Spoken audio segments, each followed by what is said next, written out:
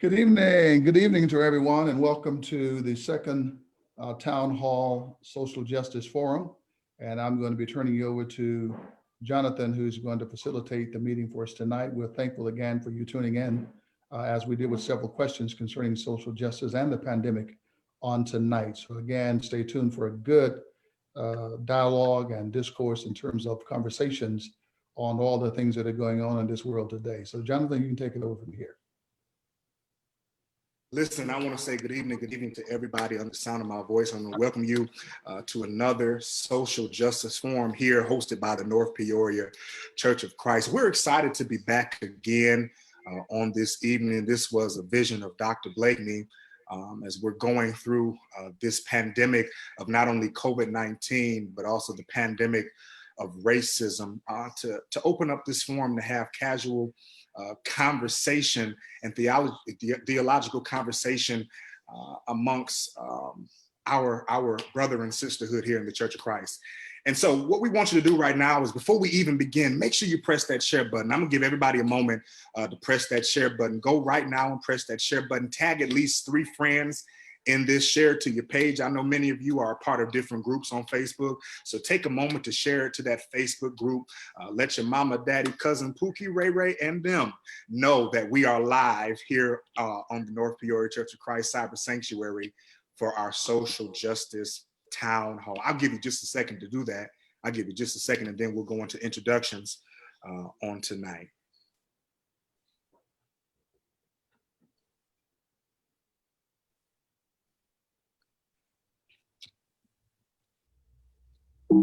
Make sure if you're watching, you check in and let us know where you're watching from. Let us know what city and state that you're watching from. We want to meet and greet with you, even right in the comments. And if you have a question, we will try to get to your question. So if you have a question that you want to have answered, please put it right in the comments, type question so we can find it and address it as we get towards the end of this conversation. Listen, I want to go around table as we do introductions. We'll start with David Watkins.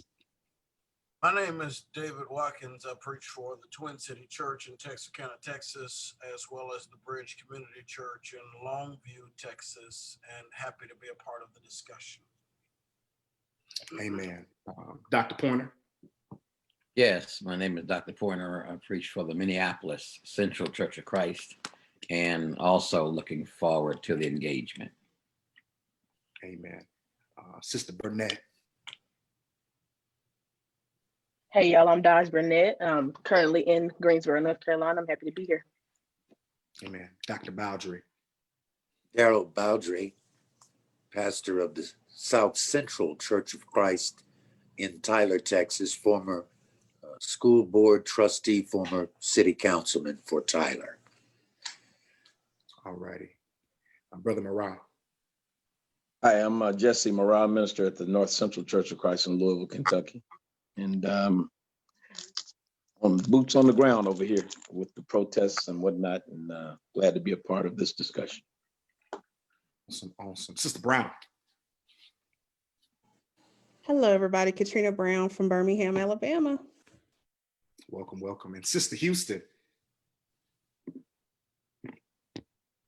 Hi, I'm Deb Houston from San Antonio, Texas. I attend the Delcrest congregation. Amen. And Dr. Blakney, I don't know if you've introduced yourself or anything, but No, I didn't. I'm Dr. Blakney from the North Peoria Church. I'm the preacher there, and Jonathan works with me there at the church. Past president of NAACP, past founder, helped to find the Operation Push in this area and also in the Tennessee area. So I've been involved in civil rights for a number of years since the 1960s, and marched and worked with Dr. King in the early years. So a lot of civil rights background. Amen. Amen. All right, listen, we're going to start this conversation off. We're going to go back over some of the questions that we did discuss because everybody did not get a chance to talk about it. So we're going to ask this question. Has the church, and this is going first to Dr. Pointer, has the church been effective in promulgating and promoting social justice, or has it been silent? And then Dr. Pointer, can you tell me, what did your church in particular do during the George Floyd situation? Okay, so you asked me, first of all, has the church as a body of Christ been effective in promulgating the social justice? I would say emphatically no. It's been historically proven, as we mentioned on our last week, that the Church of Christ has always taken a back seat. We've always been in fear of reprisal or just authority of other people getting on us about stepping out. We talked about last week about KK Mitchell having the opportunity to have a chance to serve in the movement and chose not to serve. And just think about what that could have done for the church, for the advancement, the propagating of the body of Christ. If he would have said yes, no telling where we would be today. So we need to be involved in the process, and the part that we don't like is the process, because the process, there's pain in the process. And a lot of us don't want to be involved in the process, but we have to be involved in the process. As Dr. Blakney is bringing out, that all the stuff he's done is part of the process to bring us to justice where we are now. We have not been in the past. What we've done in Minneapolis and where we are is there's a lot of unrest. I can tell you that our streets are getting worse. Violence is, we don't know what's going to happen. All 5 were convicted. They're trying to separate them. I was with the Attorney General just a few moments ago, and we were talking about that. And we got a lot of work to do. We're still trying to figure out what's going to happen. As you know, the main guy that had his knee on his neck just got released for $1 million. And so our people are outraged. And I want to say that in the part of social justice, I want to say there's nothing wrong with protesting. The Bible talks about protesting. When you look at, matter of fact, and when you look at the Hebrew wives would not yield to Nebuchadnezzar, the king, or the king at that time, when they told him to kill the midwives, because they told him to kill the boys. That's part of protest. When Daniel refused to get in the lion's den, Shadrach, Meshach, and Abednego, the fiery furnace, that's protest. But there's a difference between protesting and agitated. There's a difference between protesting and rioting. And I'm okay with protesting, but I'm totally against rioting, because you're tearing up your own city. That doesn't make sense. But it's okay to protest. And I want to make sure we understand as Christians that it's okay to protest. It's biblical to protest, but protest the right way. Protest the justice way, the right way. And so what we've done is during the protesting, we've fed families, and we're still feeding families. And in fact, a lot of the churches that started off in March with us have closed up, and thank God through you guys helping, we're still going. We're still feeding families. We still got 7,000 pounds of food we give out every week to families that need quality food. And I don't serve nothing that I wouldn't eat. And y'all know how picky I am. I mean, if I eat Sara Lee, you're gonna eat Sara Lee. I eat the Green Giant, you're gonna eat Green Giant. So we're giving out quality food. We're feeding right now. People are hurting, and we're still gonna continue to feed people as we go. So that's what we're doing to help. Dr. Porter, I'm going to interrupt you. You met with a lot of the local officials when George Floyd was killed. You were involved with state senators. You were involved with United States senators. You were involved in all of the calls. Your church took an active role in the protest movement in the killing of George Floyd. And one of the things I wanted to do is that, though we may not in the past have been as active as we need to be, I wanted to start with you because George Floyd really started this new movement. And I wanted to know that the church there was not passive. The church there was active. You have been kinetic, you've been in energy, you've been doing all the things that a church needs to do. And so we've changed, we've turned the corner in terms of involvement. You were not concerned about what other folk were going to say. You got involved in the political scheme of things because it was the right thing to do. So I want to start with you, let them know that the church is involved in Minneapolis, that you are involved with trying to change laws and making sure that those maneuvers that were used to choke a man to death, changing those laws. It's not enough just to protest, but get some laws changed. And so litigation, that's why we got a lawyer on here tonight. We got to change the systemic racism in this country, and it starts with changing our laws. And so that you're active in that, and I wanted them to know that. And also, the thing with George Floyd, the fact that this steadying on people's neck was not new, but now we have cameras, and now it's being more visual. And I want to say that George Floyd was the catalyst And I use the word catalyst because because we were all at home. God made us all be at home, and we probably would have missed it if we had not been in a crisis, in a pandemic, pandemonium period. We probably would have missed it. But because we're all at home doing nothing, watching TV, we all saw it and we caught it and we saw what God was doing. So George Floyd, God used George Floyd as a catalyst, the second civil rights movement and the largest civil rights movement now to move our people forward. So he was just a catalyst to get things started. But our church, like you said, we got involved. We had the congresswoman come. She called me and asked, I want to do a press conference. I said, great. I went right smack dead in front of the Church of Christ sign. And we did a press conference right there. So yes, we were very active. We're talking about voting rights. I'm big on voting rights. We just had the senator and the attorney general come to our church to press the issue of voting. Very important, very important this time. Okay, we appreciate that. Dr. Watkins, would you like to weigh in on this? Yeah, I not to beat a dead horse, but the question asked specifically about our history. And I think we can all consent that our history is not a widespread history in terms of our involvement, save a select few in our brotherhood. Dr. Andrew Harrison, obviously Dr. Blakney, Dr. Darrell Baldry, and several others who have a unique and strong history in civil rights. This is not a widespread culture that we have. However, I do think that the church is turning a corner at this current point, and I'm happy for that. But I also want to say, I think we should make some distinction between social justice and community ministry. Sometimes we talk about that as being the same thing, and it is not the same thing. Community ministry obviously can open the door for social justice and to be available and active. But I think it's a worthy conversation at some point to have about, what's the difference and what are the similarities. But I do think that right now we are turning the corner and we're being more vocal. We are being more active. But, I don't want to ruffle any feathers, but it's really quite difficult to change the social climate of your community if you don't have reach to anybody, right? Like if you don't have the opportunity to pick up the phone and call the senator or the congressman or the police chief or the mayor or whoever it may be, if you don't have any reach, it is quite difficult for your voice to matter in a large crowd of voices. And so I would say, not that I've been asked, but I would say that I think we need to really focus on cultivating those relationships before the George Floyd happens, right?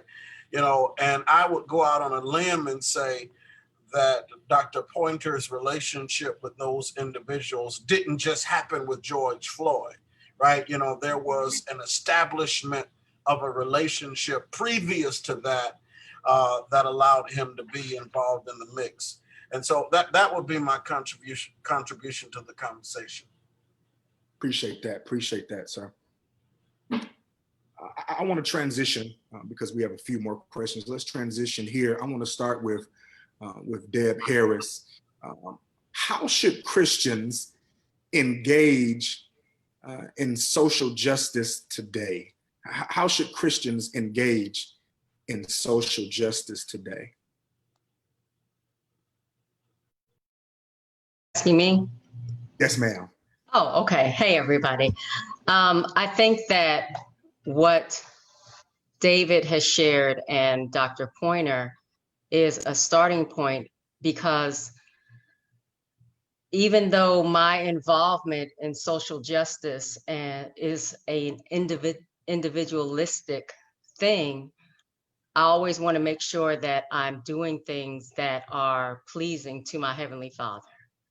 And I think that a lot of times, unfortunately, as Christians, because we have not been taught that we have the right and the authority to stand up and speak up and be heard, that a lot of people sitting on the pew don't realize that you have the right to get involved. We forget that we serve a Savior that was very active in social settings.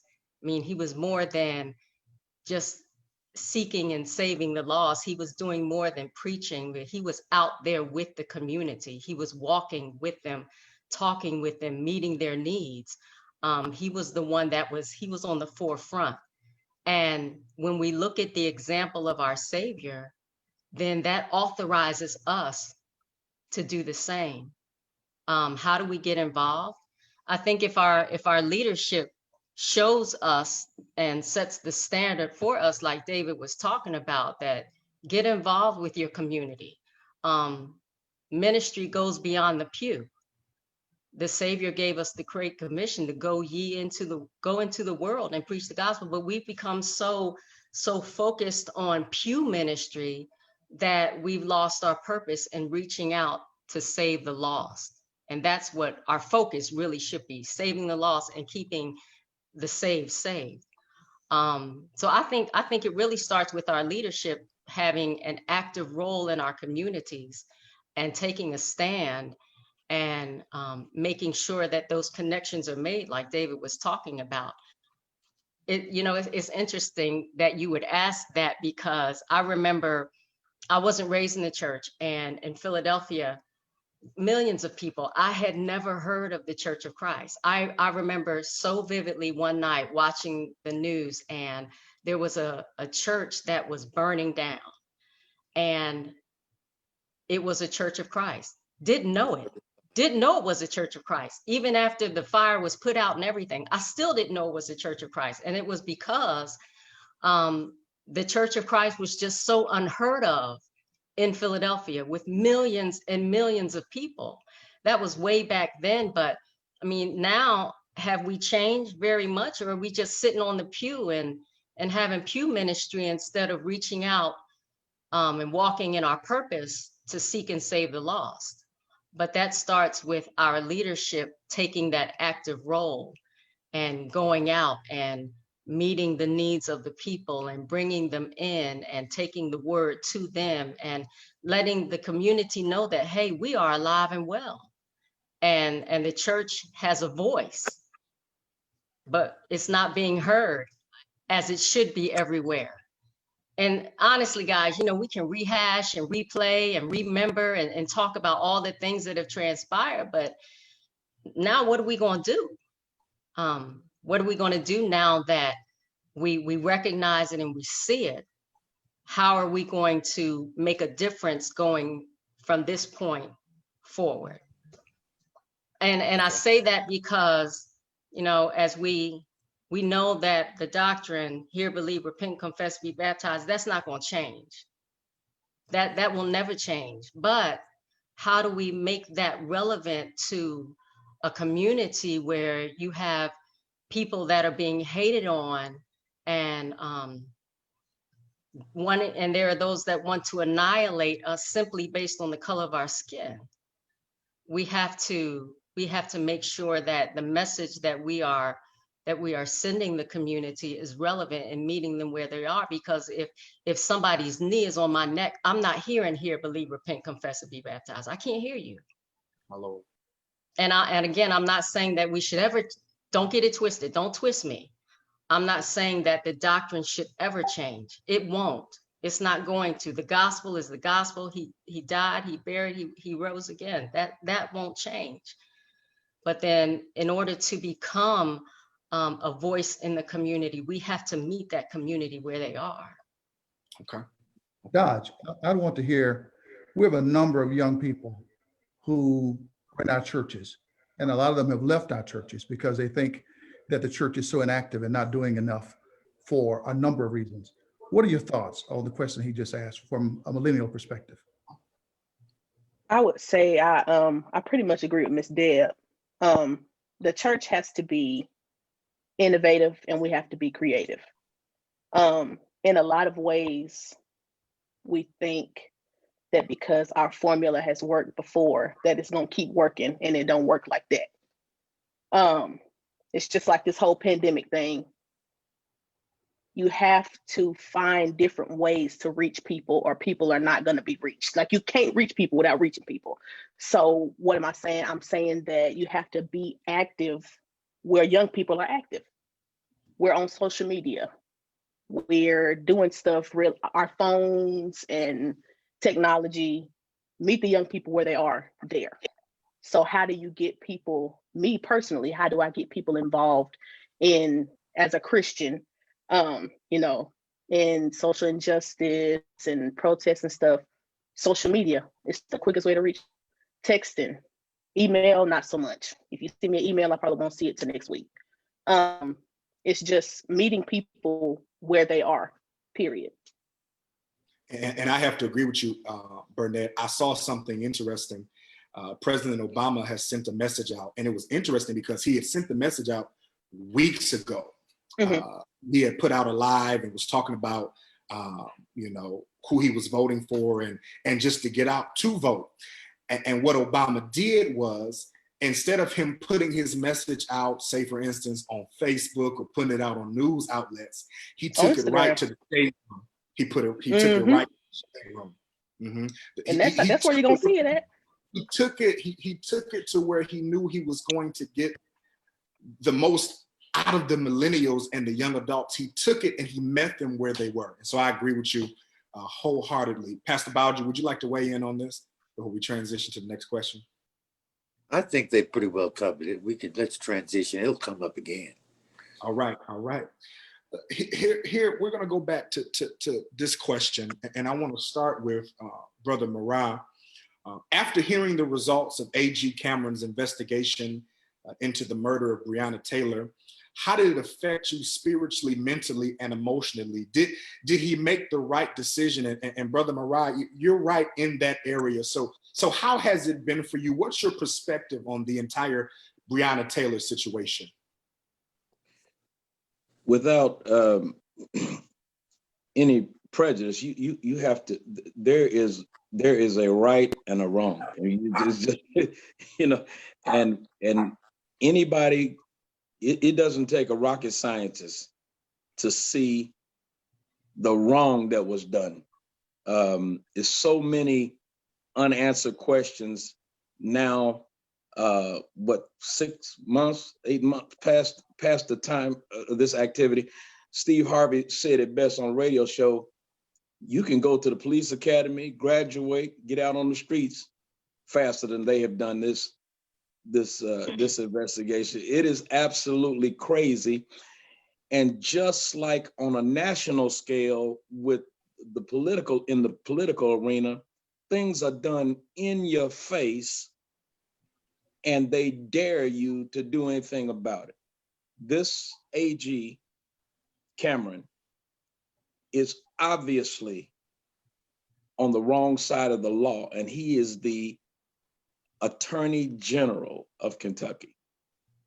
I need not tell you that he's aligned with this president and Mitch McConnell in more intimate ways than you can ever imagine. But he's been wrong so much so that when the records just this past week were released, I'm talking about really graphic records of what happened during the raid on Breonna Taylor's apartment.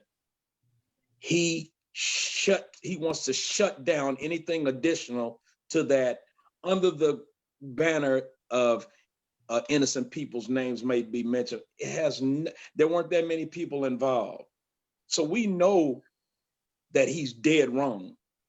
But what do you do about it? It's going to take a continuous coalition of people to keep on knocking on that door. And here in Louisville, it is, I don't know, I didn't count them now, but 130, 40 days of complete unrest. And I go along, and I'm sorry, I'm one of these kind of people that I don't mind being disliked. I think one of the problems with the church, kind of jostling back and forth between these two questions. One of the problem, well, one of the things that held the church back is that we got to a point where we don't want to be disliked. There was a time, I know when I first came into the church, and I'm like Sister Houston, I didn't grow up in a church. So when I first came in, the Churches of Christ, or the Church of Christ, was one of the fastest growing religious organizations. And then one of you ministers may be able to speak to this, in the country or in the world, I suppose. And we were on the move. We didn't care if anybody didn't like the fact that we said there's one church. We did not care. We didn't mind being disliked, but trying to be politically correct, as time moved on, we started to blend in and want to be accepted and to be liked. So I'm one of these people, getting back to the Dejanay's statement, that I don't mind getting on social media and voicing my opinion. And if you're asking what are we going to do, it's going to have to start there, because young people are the ones who are marching for 140 days. They are out there. Now, every now and then, old folks will go out and, I remember there was a morning when about 14, 15 older white ladies went and sat on Daniel Cameron's lawn, sat on, in his actual lawn, and they were arrested. And this has happened on 2 or 3 different occasions. White people have stepped up the game because they actually see the blatant wrong, the blatant racism,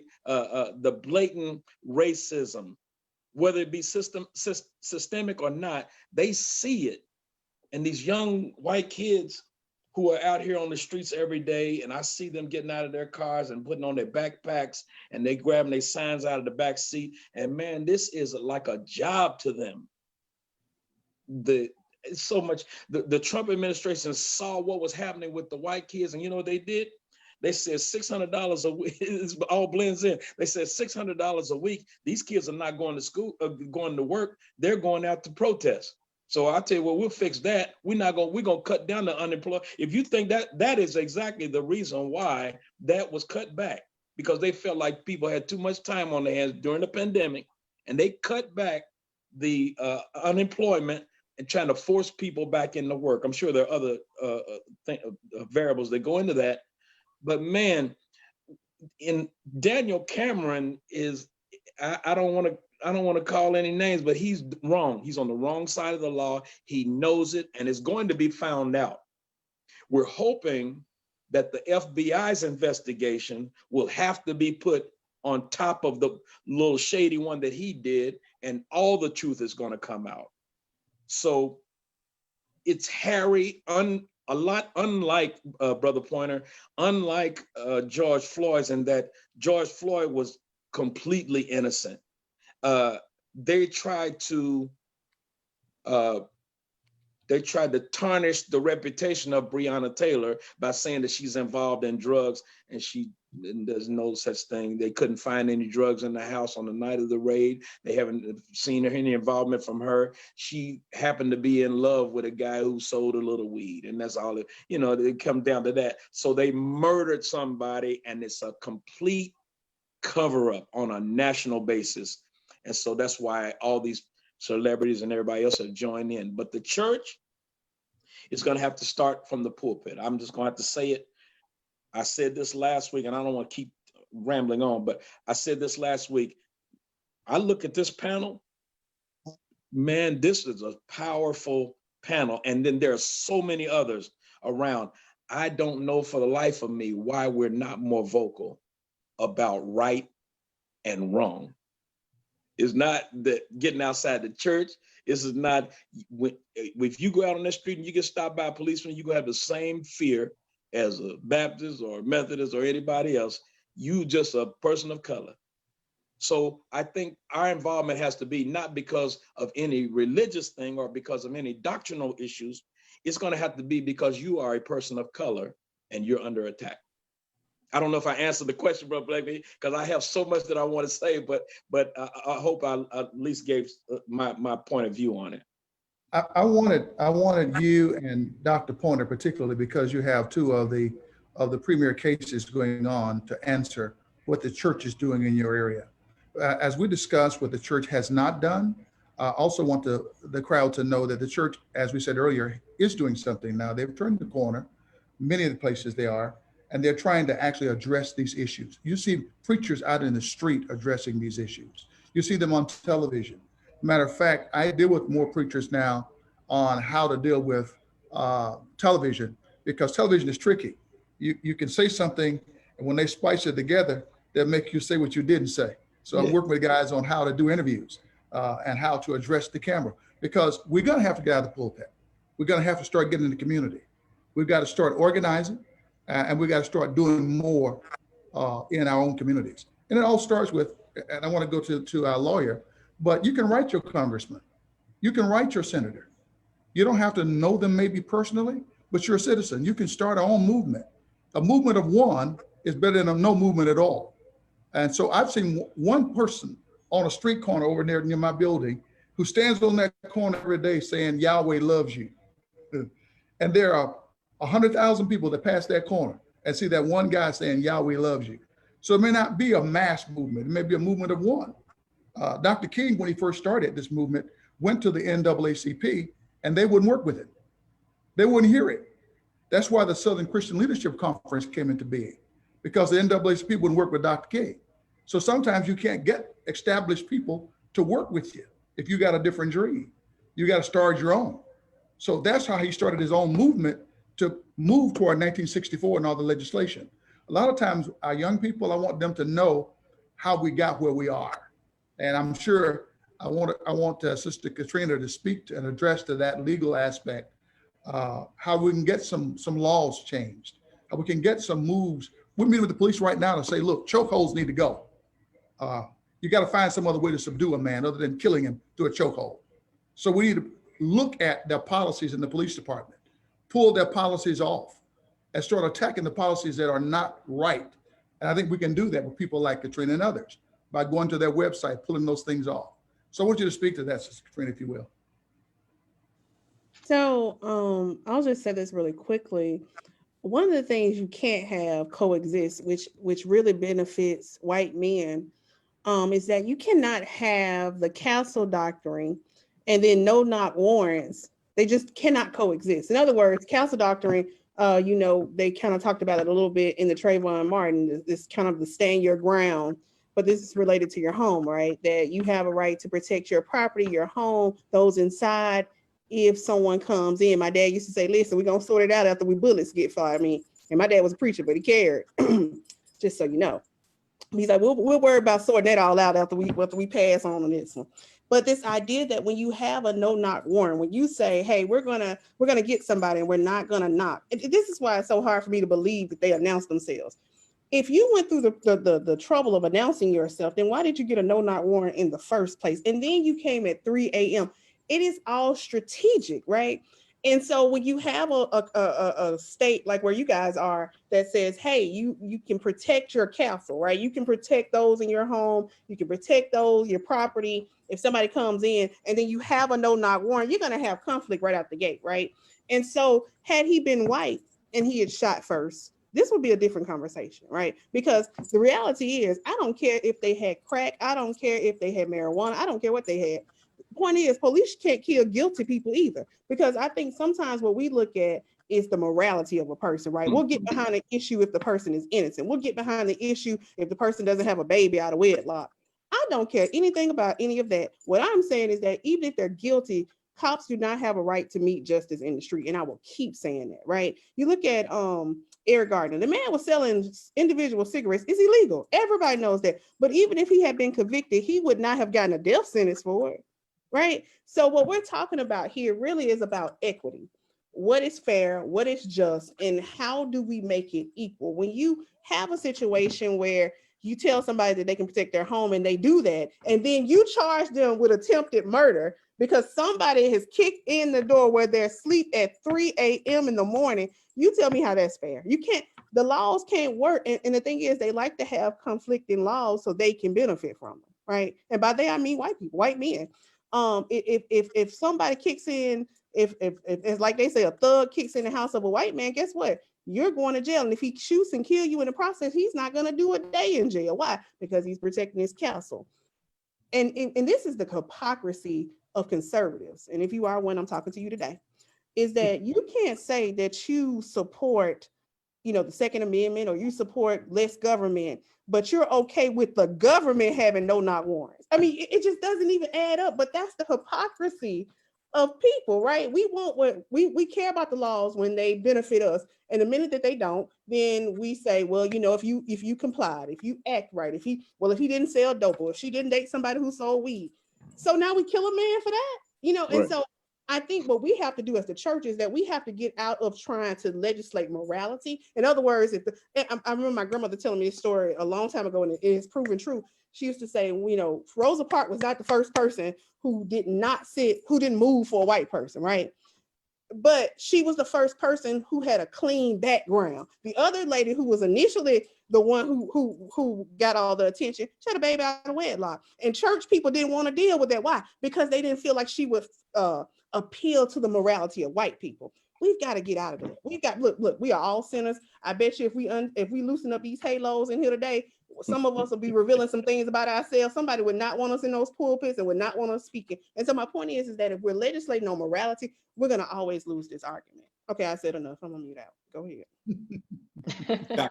Pastor Bowdry, would you like to weigh in? Well, I guess I forgot what the original question was, because there's so many things that came up in what attorney said, as well as in what Jesse said.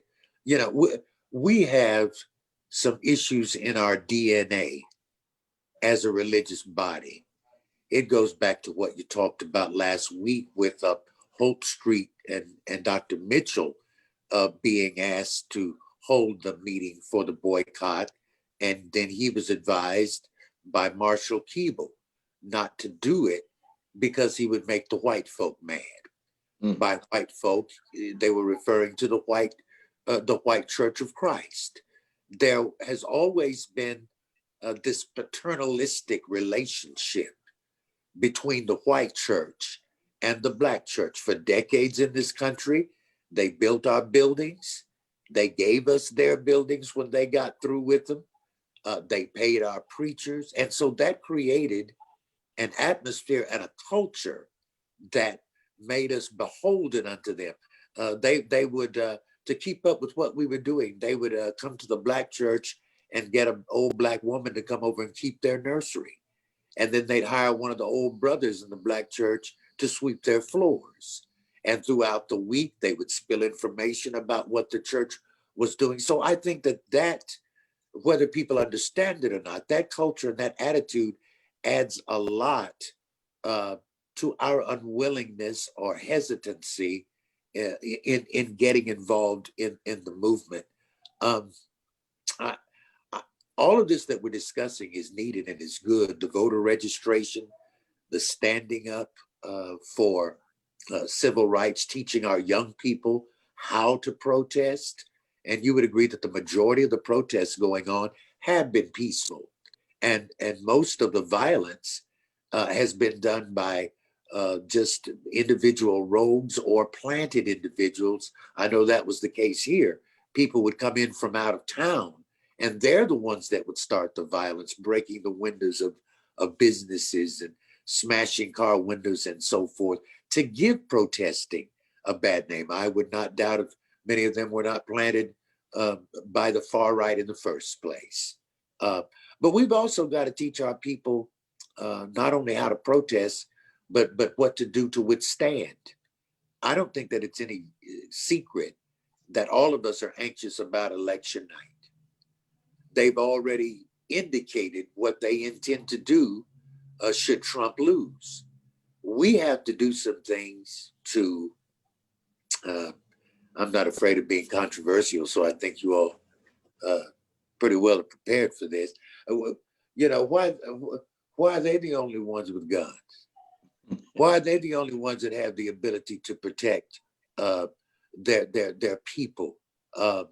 I know in some spots here in Texas, Black folk have accounted for the majority of the guns that have been sold since the first of the year. but they can't get no ammunition. These other folk have been stocking up on ammunition and guns from day one, before day one. So how are we going to arm our people? And I agree with one of the questions that was asked here online.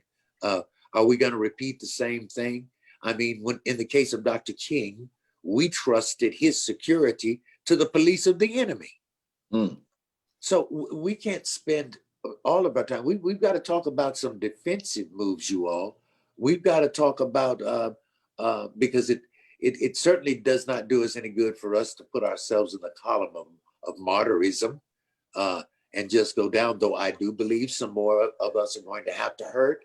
I do believe some more of us are going to have to die. There can be no revolution without bloodshed. And there will continue to be. So how are we going to react to that? What are we going to do? How are we going to arm our people? I'm not talking necessarily about just weapons, but I'm talking about intellectually, spiritually. Listen, there could be a bloodbath on the streets come November 3rd. I'm not a prognosticator, but this is reality. They're already showing us what they want to do. Well, the boundary, can I say this? You know, fear is a factor for people getting involved. I can't count the number of times that I have been threatened. My life has been threatened. I've been called names. Columns have been written on me in the paper, particularly when I was president of the NAACP. You cannot be fearful. That's right. And do what has to be done. You got to have courage. Somebody's probably going to die again. And you have to be that person to say, look, if I do that, if I happen to die doing what I know is right and standing up for my convictions, then that's okay with me. Having marched with Dr. King, he knew that every day he got up, Daryl, every day he got up, there was a possibility he wouldn't go back home. We don't sometimes appreciate that. He knew that every time he walked the street with his name being, how many times was his house bombed and his life threatened? Yet that man stood for people like us, knowing that his life was on the line. It takes that kind of person in leadership that say, okay, I'm willing to do what I got to do. You can't be fearful and do civil rights work, because you will meet some people who will shoot you, who will kill you. And so we've got to be prepared for what our folk going to have, because I think there may be some bloodshed on November 3rd, because we're seeing indicators of that right now. Brother Moderator, I think also I want to say that I want to commend Brother Warren Blakney for having this forum, because 10 years ago, we couldn't have this kind of conversation.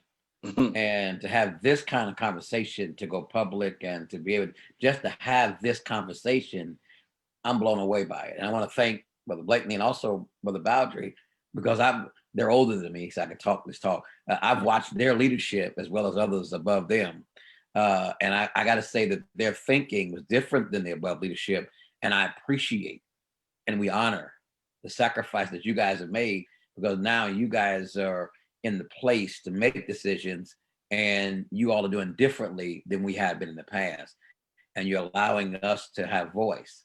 And I appreciate that. I want you to know that I take that, I don't take that lightly, and have women on the panel. I mean, this is phenomenal. I want to thank you guys, really, really mean that. And I mean that sincerely, viscerally, and vehemently from the very depths of my heart. To have this kind of conversation is phenomenal. And just to be able to have it on videotape for the Church of Christ and for others and the body of Christ out loud and other believers, I'm grateful. Thank you guys. And I just want to say that before we go to the next question, but I just had to say that because you two are the old heads on this show, and we thank you for the old heads. Thank you.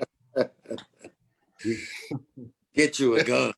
I know I've done that, and I'm registered. All right. You know, I thought of taking some of the sisters' Bible class to the gun range. But when you go to the gun range, you see families. Oh, okay. You see their wives, you see their daughters, and they're teaching them how to shoot. And we can't go into this one-sided, y'all.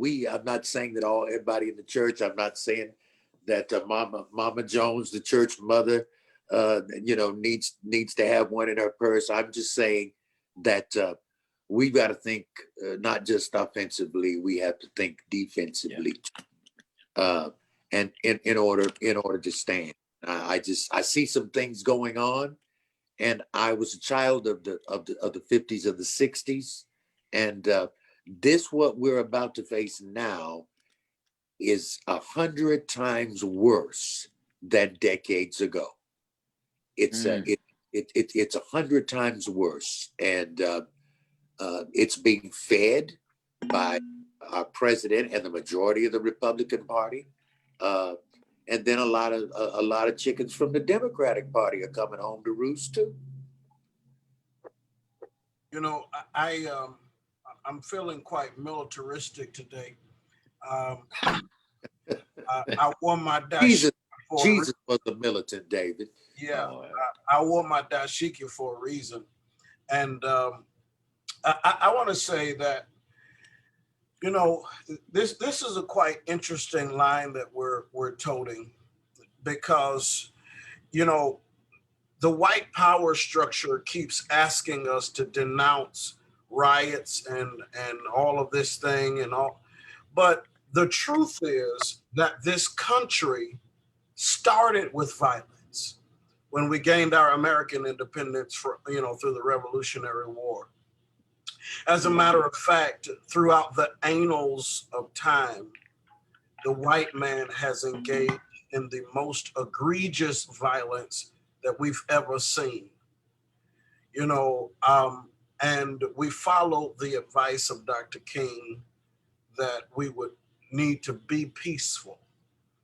And through all of this time, we were peaceful, as peaceful as we could be. And then now, in this new season of civil rights, they want us to be peaceful again after they killed our peaceful leader.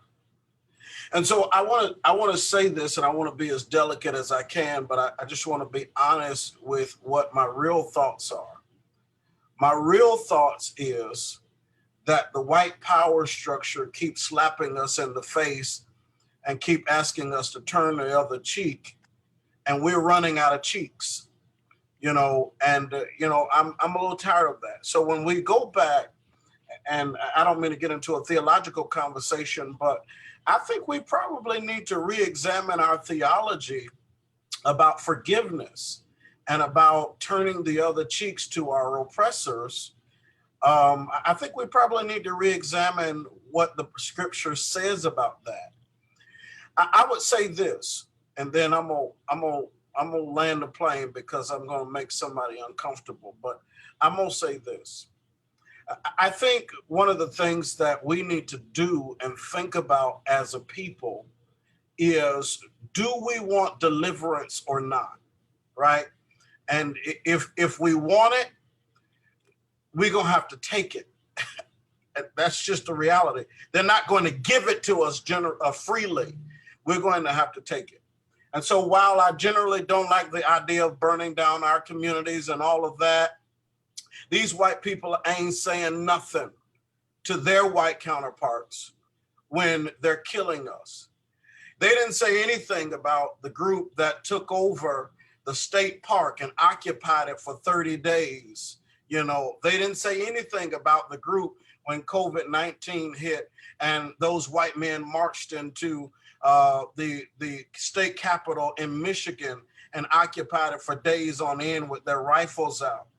And so I'm just kind of a little tired of everybody demanding peace while you slapping us in the face, you know, and I don't know how long that's going to last.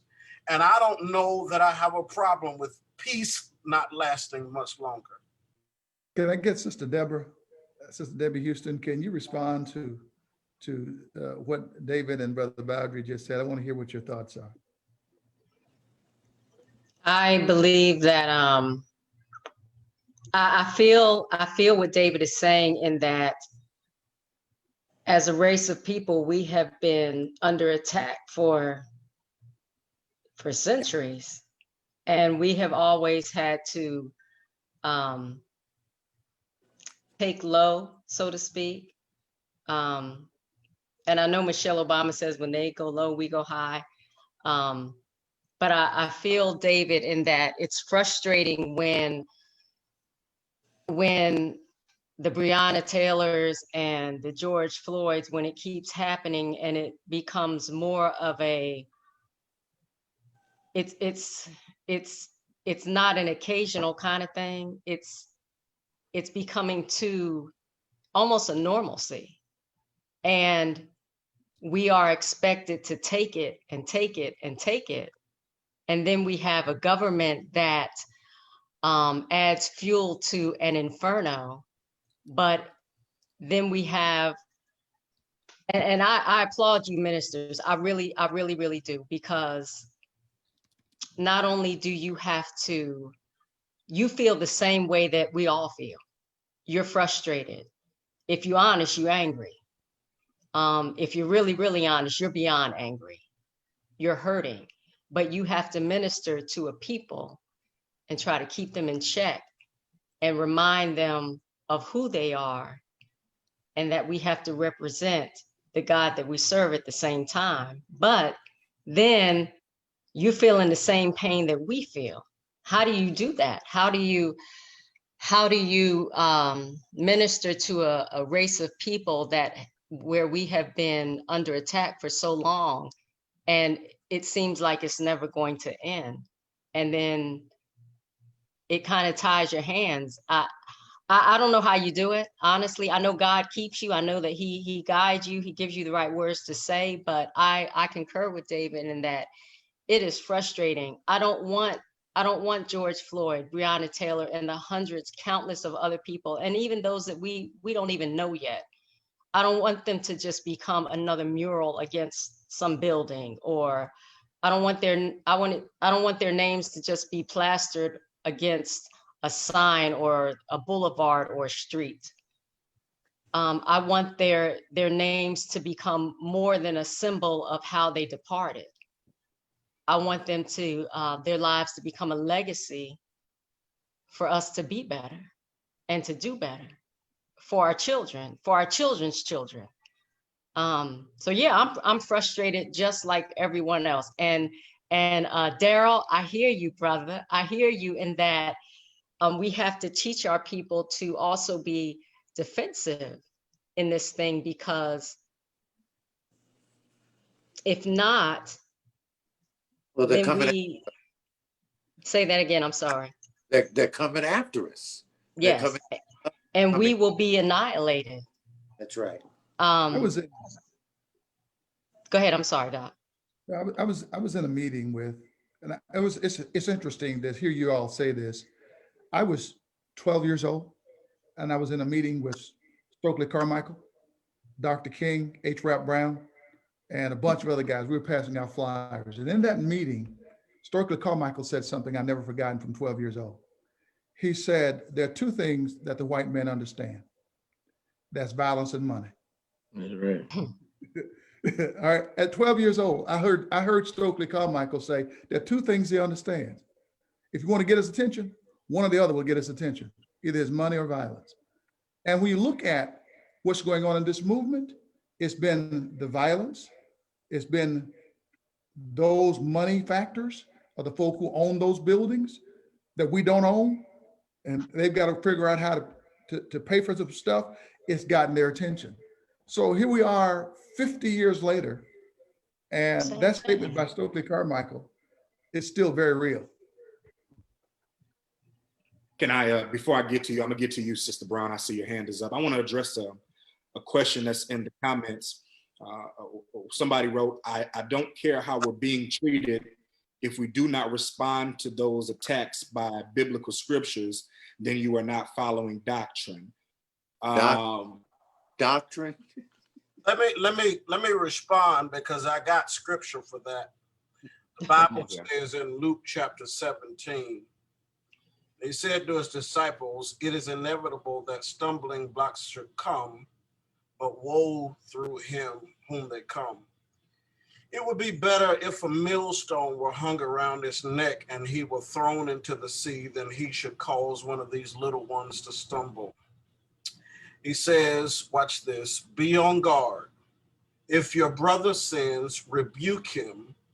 And if he repents, forgive him. And if he sins against you 7 times in the day and 7 times says, I repent, forgive him. Here's the problem. They ain't repenting. So we keep demanding forgiveness from people who won't change. And I don't necessarily know that it is a biblical concept. As Jesus said in Luke 17, and you can argue with your mama over it, but as Jesus said in Luke 17, that if they won't repent, if they repent, forgive them. I believe this is a biblical concept, that I think we need to start talking about. Whereas, why do we keep giving people license to hurt us who won't change? We keep offering this olive branch to people who continue to hurt us. I don't know that that's what the Bible teaches. And I'm willing to be corrected on that, but I'm reading the words of Jesus. Why would Jesus tell his disciples to go get a sword? Right? Why would Jesus say that? At some point, we got to fight, and so I don't know about y'all, but you can pray and sing Kumbaya all day long. But if they come in after my family, I'm going to be ready. I think also, brother moderator, that there's a word that's coming that we need to talk about, white fragility. And I think that we got to understand the fact that we're going to have that uncomfortable conversation, about, we don't want to talk about it because they don't want to talk about it. No, we need to talk about it. And I sent all my guys back at church to get their license, to get their guns, what I'm saying, just to have it protect themselves. Not so much to march against somebody, but to protect themselves. So I think that we have to have the uncomfortable conversation with the other parties, because we can't just continue to let white fragility keep going, and we don't want to talk about it because we're scared that they don't want. Well, I don't want to ruffle any feathers. We have to be uncomfortable. We have to have that uncomfortable conversation, because every time you hurt me, it hurts. Listen, I have policemen now, before we went into COVID-19, that's in our building. Because when you walk into a building with a rifle and you shoot 60 people, you kill 50 people. I guarantee you won't come into our building and get an opportunity to kill 60 folks before something happens to you. Hear me well on that. I don't care what you say to me. I don't care how you try and twist the Bible. You will not walk into North Peoria and kill 60 folk and walk out alive. My Lord. That ain't gonna happen. So you can twist God's word. Oh, preacher. Word you want to about God's word, because you're twisting it now. Yeah. The Lord never intended for that to happen. He wants you to resist evil. If you resist evil, resisting is more than just saying, please don't shoot me. I don't think that's the biblical meaning of resist. And so I think, again, we have to have these conversations, and we have to be very emphatic about it. And in the past, we bagged off, we bagged up, and we shut up, and I'm not doing any of that, because it is too difficult right now just to be Black in America. To be a Black male, especially, and walk the streets, is a difficult thing in America. And I will not apologize for being angry. To be a Black American in America is to be in a continuous state of rage. Yes. Because every day you face it. That's right. Reality. That's right. That I will not apologize for to anyone. Amen. Amen. I don't think we need to apologize for anything. To the third power, second power. Yeah, we're too busy trying to run to the scriptures and see what's the next move. You know what the next move is. You live for Christ. That's your move, and you don't need to run to a scripture to defend yourself. Amen. We're not talking about turning cheeks here. We're talking about protection of your family. That's all. That's all Boundary said, and that's all the other people said is protection. We didn't say go get a gun and start killing people. You don't need scriptures to protect yourself, and we're not talking about turning cheeks here. To tell your congregation and your people to watch out. If you don't tell them that, you're not a good shepherd. So as a leader, you have to prepare your people for every hole they may step in. If the blind lead the blind, you're both gonna fall into the ditch. So you don't need to run to scriptures to justify right at all. Right is right. There's a moral right, and there's just wrong. Then there's sin, and there's righteousness. We're not talking about sin and righteousness here.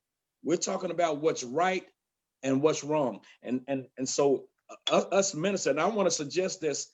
I had a murder. A young lady, we had just baptized her and her boyfriend. Well, 4 months after the baptism, he murdered her out in front of the church. And I was out of town. I was in Phoenix preaching with Emerson, and I got the news. And I knew it was coming. I didn't think he would murder her, but I was looking for something bad. But long story short, the people that came rushing to our side were not. You went on mute, Brother Marah. The ministers that came and called and offered their services and offered their resources were not my own brethren. I didn't know what to do. Remember, I just started preaching. So I know what I would do personally, but as a minister, I had to, first of all, alleviate the fear over my congregation, because it happened right in front of the church and everybody was running and this kind of thing. So we were traumatized, for months. We lost membership because of it. But I think that in these protests, and trying to get back on base here, we as ministers are afraid to hold hands and march with the next minister who's not of our faith. And I think that has been one of our downfalls, because they're not marching for their religion. They're marching for what's right and what's wrong. And so we need to get away from exactly that question, right? And I'm not criticizing the person who made it, because it's a good question. But we need to get away from going back and making everything a question of our religion. It's not. There is a right and there's a wrong. And if a man of God can't stand up for what's right, he don't deserve the salt that goes in his bread. Also, I want to say that there's a difference between civil rights and human rights. And what we saw on the streets of Minneapolis was a man, his humanity was taken away from him. We're not talking about humanity. There's human rights and civil rights. And you have the right as a human being to have your rights heard and served. Go ahead, Bob. I'm sorry, Bob. I apologize. But you have a right as a human being to breathe. Yeah, that's what I'm saying. Yeah, exactly. That's one of the first given rights that God gives you, and that's to breathe. And when people cut off your ability to breathe, that is an atrocity on humankind. I'm defending yourself, but I make no apologies for what I say. You don't have to like what I say, and I really don't care. I'm 63, so I really care. But look, in Jesus's close circle, Peter was armed. Yes, he was. That he made a wrong use of it and became emotional in the Garden of Gethsemane when he pulled his sword and cut off the high priest servant's ear. He was not going for his ear, though, I don't believe. I don't know the last time I heard somebody say, "I'm gonna cut your ear off."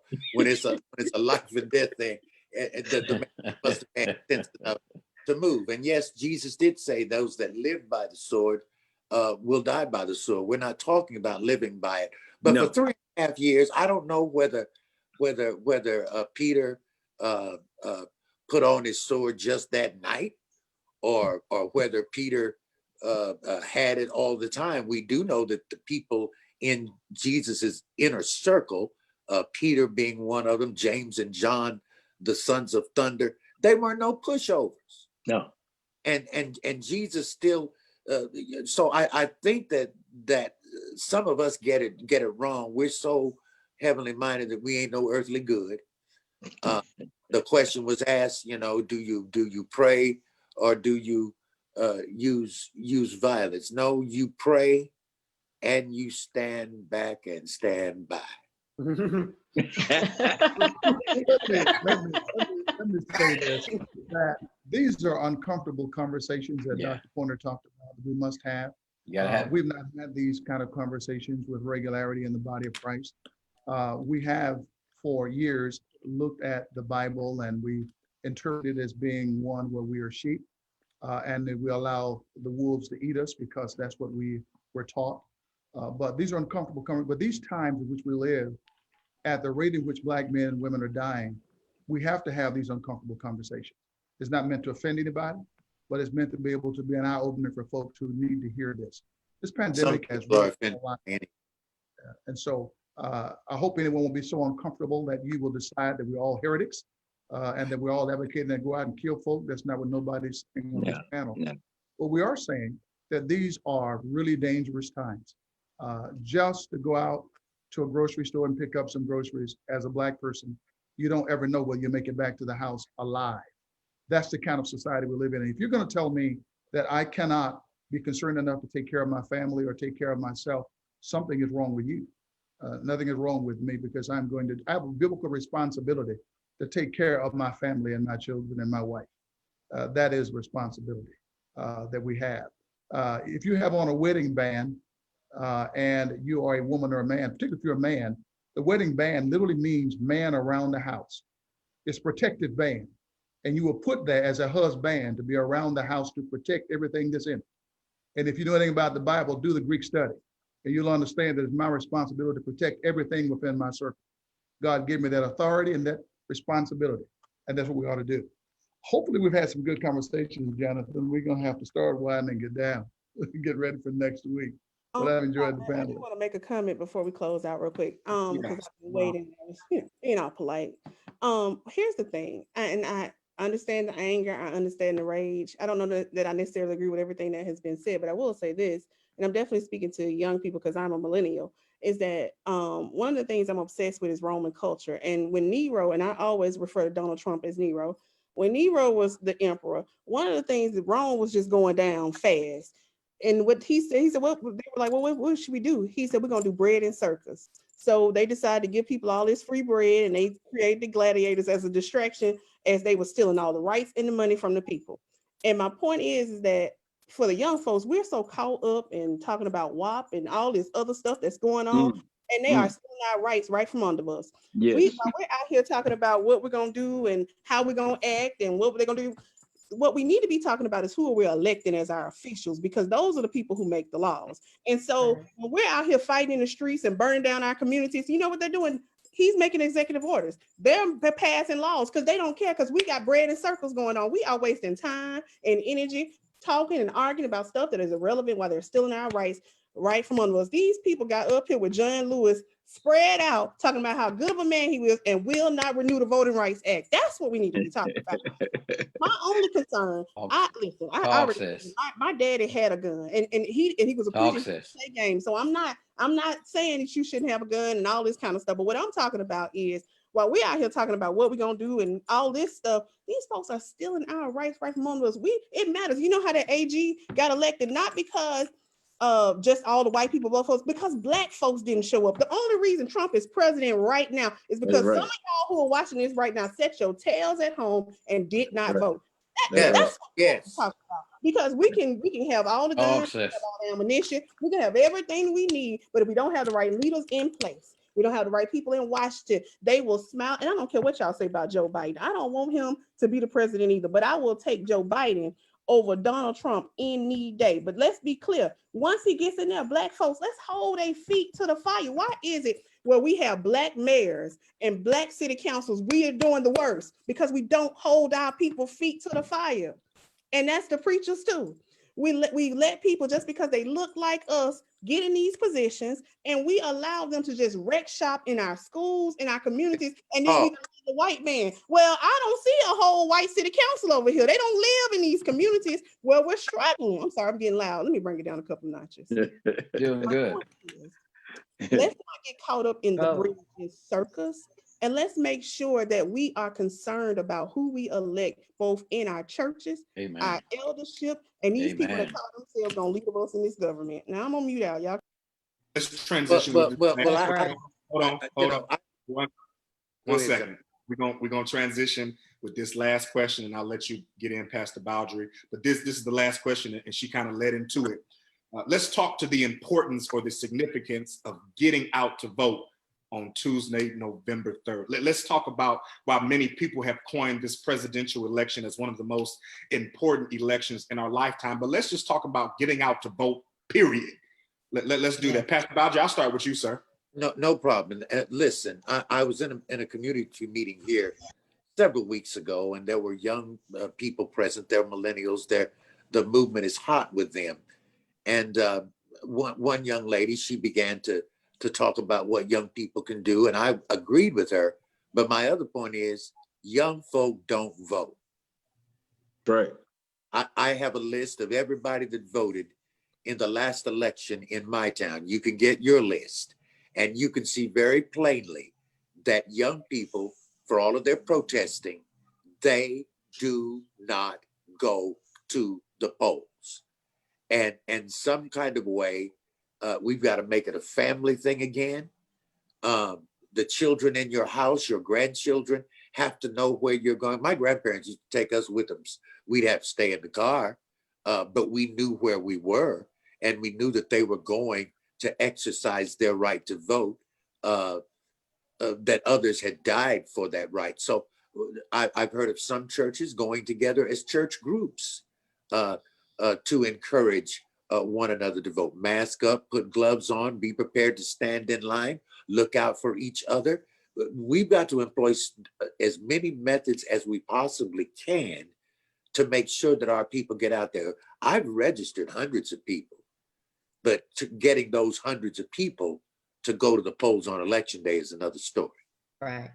Good. Dodge, can you speak from a millennial's perspective and just talk about the importance of millennials getting out there to vote? Talk about that, Burnett. I just think that a lot of the time, and I hear this a whole lot, electoral college, so it don't matter if we vote, no way. And, if we really knew how the electoral college worked, then, nobody would be saying that. But it's just a lack of education all around.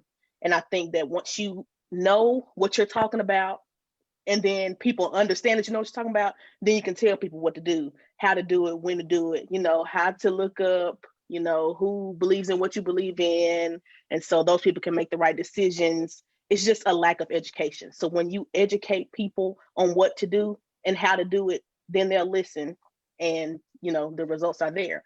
So I just think that really we have to be intentional in educating people, period.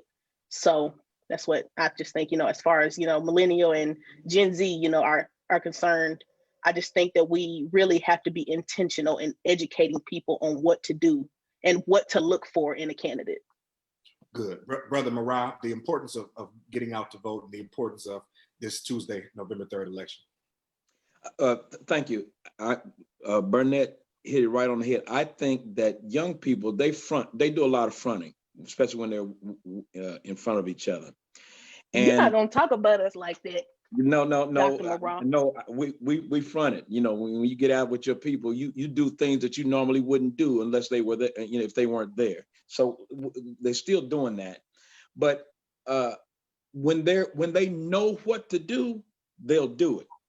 But when they don't know what to do, they'll dance it off. They'll whop it away. The worst thing, when I was at the University of Louisville, we studied the radio and television. It was one of my majors. And we discovered statistically that Black people listen to far more radio than their white counterparts. Our radio stations are irresponsible. I'm just gonna say it. They are very irresponsible. I don't know what we can do about that. But if you want to reach these children, man, Instagram and the radio, they are listening to these internet radio stations, and the only thing they want to do all day is dance and do TikTok. Outside of, if you put it on one of those places, you can get their attention. Outside of that, they don't know what to do. And so they just say, forget it. They throw their hands up.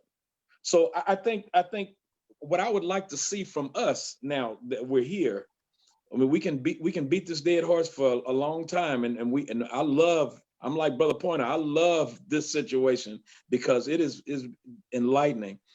But Brother Blakney, I would like for you or the people who have lived this situation before, Daryl Bowdry, to bullet point for the leaders of the churches of Christ, male and female, for the leaders to as to what to do during this, as we march up to November 3rd. It may be short-lived, but it may be more powerful than we think. See, we can walk away from this broadcast and say, oh, okay, that was a good broadcast, but we still stuck. So I'm saying that I think that if we come to a point where we have a list of intelligent things to do leading up to the election, I think that we can follow it and get our people to follow it. I'm just throwing a statement and a question out there for all of us. Can I close on one thing? I appreciate that. And Eric, brother moderator, thank you. I want to say that, first of all, get out and vote early. Don't trust the mail system.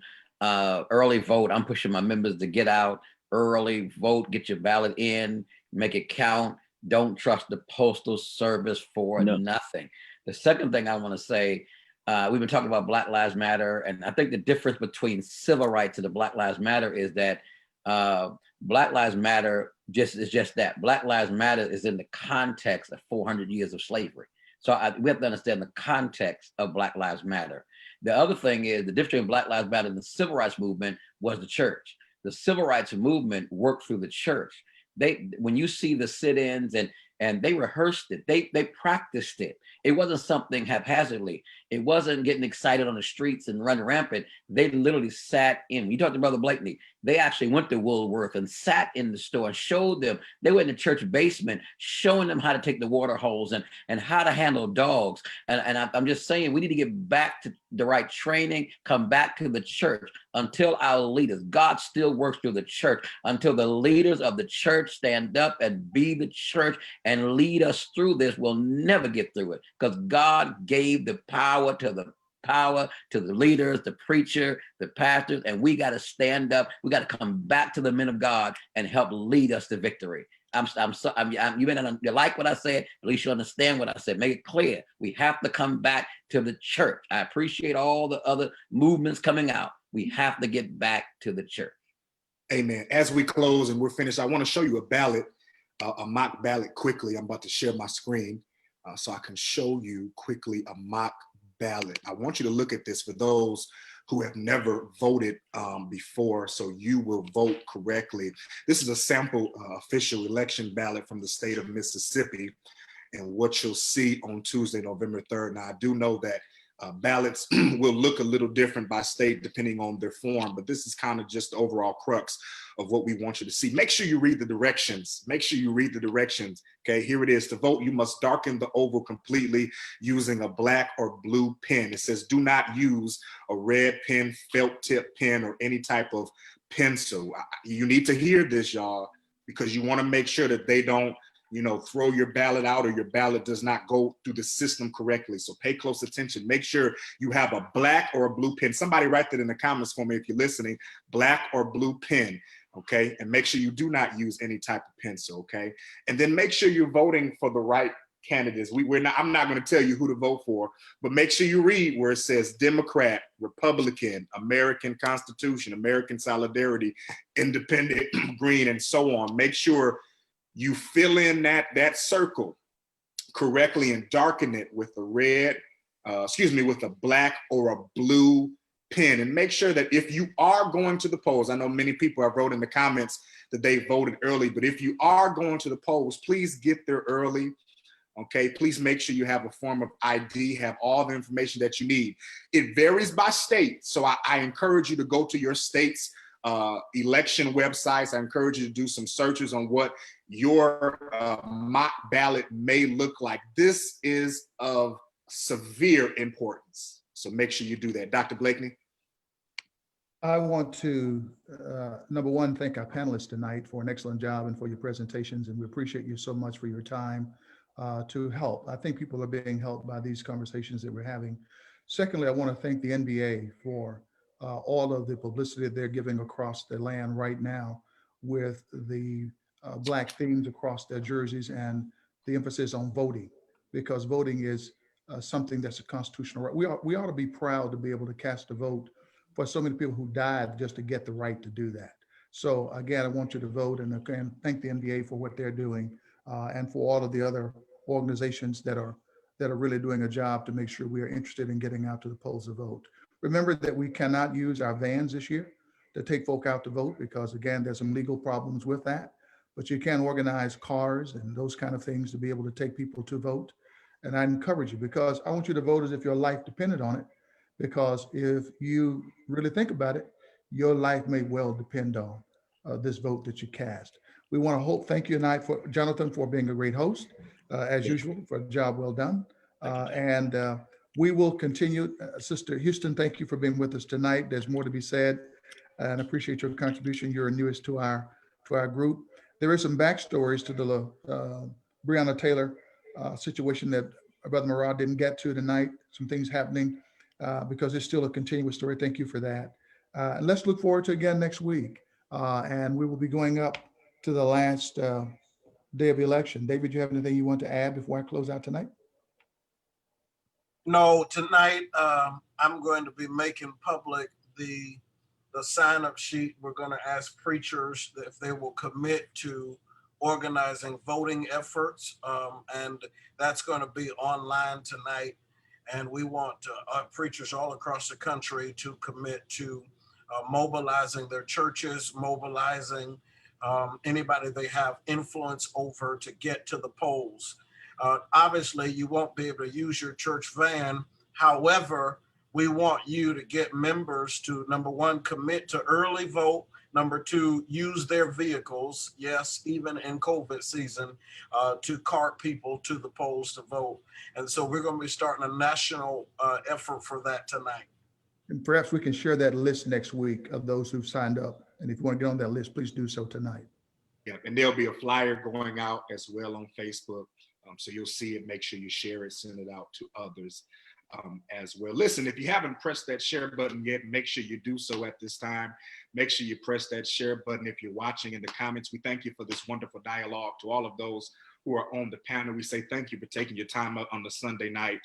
To the ladies on the panel, we appreciate you all for your input. To the preachers and the pastors on the panel, we say thank you as well, because you know you had to preach this morning, you had to tend to the flock, and then now usually is the time when you're resting, eating, doing something. So we definitely appreciate you. And to everybody else, we say God bless you and God keep you until we meet again. We'll meet on next Sunday night, same time at 7 p.m. to continue this dialogue. If you have questions, make sure you leave those questions in the comments. Send us a DM.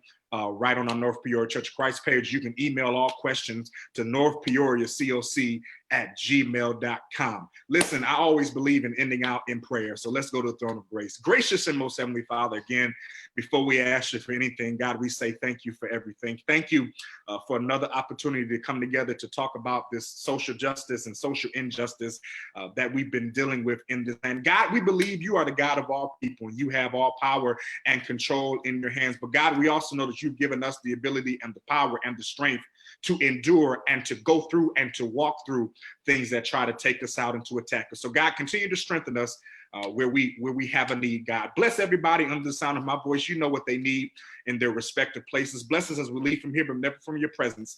And what we'll do is we'll be careful to give your name praise, glory, and honor, because it's due to you. In Jesus' name we pray. Amen. Amen.